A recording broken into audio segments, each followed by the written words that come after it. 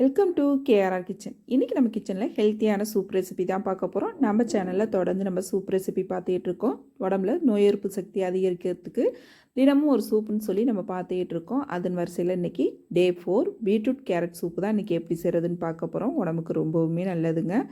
டேஸ்ட்டும் ரொம்ப அருமையாக இருக்கும். எப்படி செய்கிறது நம்ம வீடியோக்குள்ளே போய் பார்ப்போம். அதுக்கு முன்னாடி நம்ம சேனலை இப்போ தான் ஃபஸ்ட் டைம் பார்க்குறீங்கன்னா சப்ஸ்கிரைப் பண்ணி வச்சுக்கோங்க.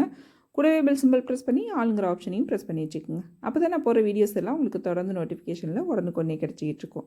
இப்போ வாங்க இந்த கேரட் பீட்ரூட் சூப் எப்படி செய்கிறதுன்னு பார்த்துடலாம்.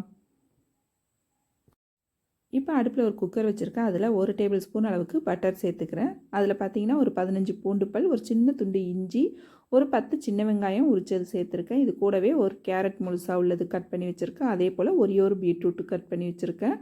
அதையும் இதில் சேர்த்து நல்லா இது எல்லாத்தையும் வதக்கிக்குவோம் ஒரு 2 நிமிஷத்துக்கு. இது கூடவே ஒரு பிரிஞ்சி இலை, ஒரு சின்ன துண்டு பட்டை சேர்த்துக்குங்க. ஃப்ளேவர் நல்லாயிருக்கும் சூப்புக்கு.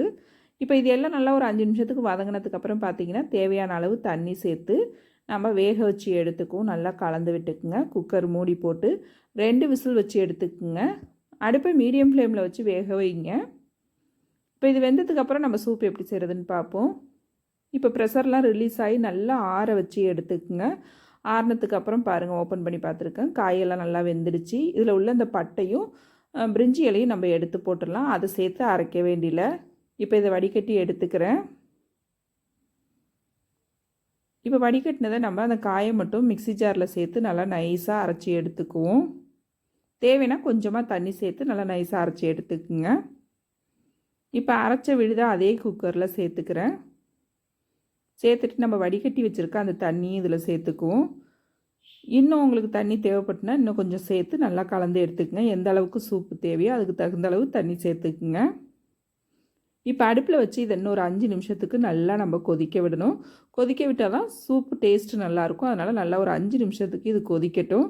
இது கூடவே பார்த்திங்கன்னா இந்த சூப்புக்கு தேவையான அளவு உப்பு, 1 டீஸ்பூன் அளவுக்கு மிளகுத்தூள், கொஞ்சம் கொத்தமல்லி தழை தூவி நல்லா கலந்து விட்டுருங்க. கலந்து விட்டு இப்போ சூப்பு நல்லா ஒரு 5 நிமிஷத்துக்கு கொதிக்கட்டும். இப்போ சூப்பு கொதிச்சதுக்கப்புறம் பார்த்தீங்கன்னா நல்லா திக்காகி வரும். நல்லா இது போல் கொதிக்க வச்சு எடுத்துக்குங்க. இப்போ இந்த ஸ்டேஜில் நம்ம அடுப்பை ஆஃப் பண்ணிடலாம். அடுப்பை ஆஃப் பண்ண போகிற நேரத்துக்கு, கடைசியாக இறக்க போகிற நேரத்துக்கு 1 டீஸ்பூன் அளவுக்கு லெமன் ஜூஸ் சேர்த்துக்குங்க. சேர்த்து நல்லா கலந்து விட்டு அடுப்பை ஆஃப் பண்ணிவிடுங்க. உங்களுக்கு சூப்பு எந்த திக்னஸ்க்கு தேவையோ அதுக்கு தகுந்த அளவு தண்ணி சேர்த்து இதை அட்ஜஸ்ட் பண்ணிக்கணும். நல்லா கலந்து விட்டு அடுப்பை ஆஃப் பண்ணி விட்டுருங்க. அவ்வளோதான், நம்மளோட சூப் ரொம்ப அருமையாக சூப்பராக ரெடி ஆகிடுச்சிங்க. நீங்களும் இந்த சூப் ரெசிப்பியை நான் இன்றைக்கி சொன்னது போல் ட்ரை பண்ணி பாருங்கள். இதே போல் மற்ற சூப் ரெசிப்பியும் ட்ரை பண்ணி பாருங்கள்.